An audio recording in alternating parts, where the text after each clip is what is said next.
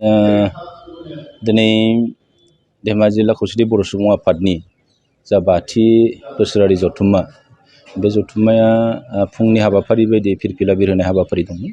बे बिरहोनाय हाबाफारिया अलरेडि जानानै थांबाय आरो दिनै जोङो बे हाबाफारि जोबनाय लोगो लोगो जे जोंनि धेमाजि जिल्ला खौसेथि बर' सुबुं आफादनि जा डेलिगेट सेसन, बे डेलिगेट सेसना दा सोलिबाय थादों। बेयाव जोङो जोंनि ओनसोलनि माखासे समस्याफोरखौ लानानै आरो जोंनि बे ओनसोलनि बा धेमाजि जिल्लानि सिङाव थानाय माखासे जोंनि सोलोंथाइ बिथिंखौ लानानै, लोगोसे जोंनि बर' कसारि गावआरि खुंथाइनि जा जोंनि डेभेलपमेन्टनि माखासे खोथाफोर, बेखौ लानानै जों दिनै सावरायनायनि जिहेतु जोङो थांखि लादों। दिनै जों सावरायनायनि गेजेरजों जोङो माखासे थांखिफोरखौ लागोन। अलरेडि जोङो सावरायनाया सोलिगासिनो दं हिसाबै जोङो फैगौ जानुवारि दाननि जा 5, 6, 7 अक्ट' बेवहाय मिरु दुलाराय खौसेथि बर' सुबुं आफादनि जिहेतु कनफारेन्स दङ, बे कनफारेन्सआव जोङो जोंनि धेमाजि जिल्लानिफ्राय जोङो माखासे थांखि दङ, बे थांखिफोरखौ जोङो दैथायहरनो थाखाय अलरेडि जोङो सावरायबाय थादों। बेवहाय जोङो जोंनि इडुकेसननि खोथा, आं दहाय एसे सिगाङाव बुंनाय बायदि जों सोलोंथाइनि खोथा, आरो लोगोसे जोंनि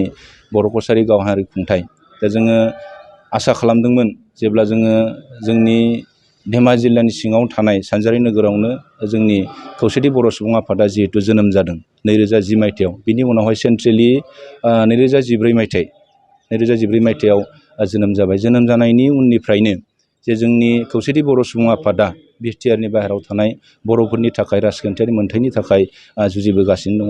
अलरेडि जुजिनायनि गेजेरजों दिनै जोङो मोननानैबो थांबाय।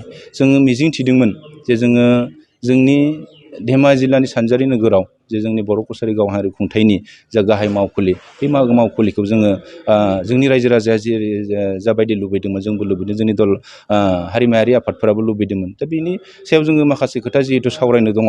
दा दिनै गभर्नमेन्टआ मा खारनाव दिनै नटिफिकेसनखौ गाहाय मावखुलिखौ गुवाहाटियाव जानांगौ होननानै बिथांमोना बुंबाय। दा जोंनियाव सानजारि नोगोराव साब अफिसखौ बिथांमोना नटिफिकेसन बरनबाय। बेवहाय जोङो दिनैसिमहालागै जों धेमाजि जिल्ला खौसेथि बर' सुबुं आफाद जानानै गोजोननाय जोंहा बेवहाय गैया। बेवहाय जोङो माखासे खोथा जिहेतु फैगौ जा जोंनि मिरु खौसेथि बर' सुबुं आफादनि जा कनफारेन्स बा डेलिगेट हलाव जोङो माखासे थांखि थिखांगोन। बेयाव जोङो माखासे बुंनो गोनां बाथ्राफोर जोंनि गेजेराव थाबाय, जों बिदिनखालि बुंसिगोन आरो।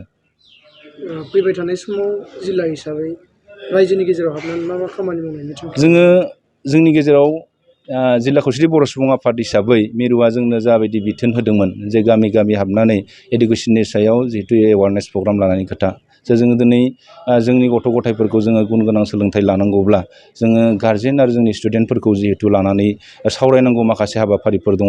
बेखौ जोङो सावरायबोनो हायाखै। अब्लाबो जों फैबाय थानाय गोदान बोसोर 2023 मायथाइयाव जोङो गोदान बोसोरनिफ्रायनो जोंनि दखरा आफादफोरखौ लाफानानै जे जोङो जोंनि इडुकेसन सेक्टराव बा सोलोंथाइ सेक्टराव जोङो माखासे खोथाफोरखौ सावरायगोन गामिनि रायजो राजा बिथांमोनखौ लानानै। अकल बेल' नङा जे जोंनि गामियारि ओनसोला जा डेभेलपमेन्टनि माखासे खोथाफोर दङ, डेभेलपमेन्टनि खोथाफोर दङ, दा बेफोरखौ लानानै जोङो जिहेतु सावरायनांगौ हाबाफारिफोर दं, बेखौ जोङो उननि बोसोरफ्राव फारि फारि जों खालामलांबाय थानो थाखाय बा मावफुंलांनो थाखाय जोङो थाग थियारि जाबाय दं।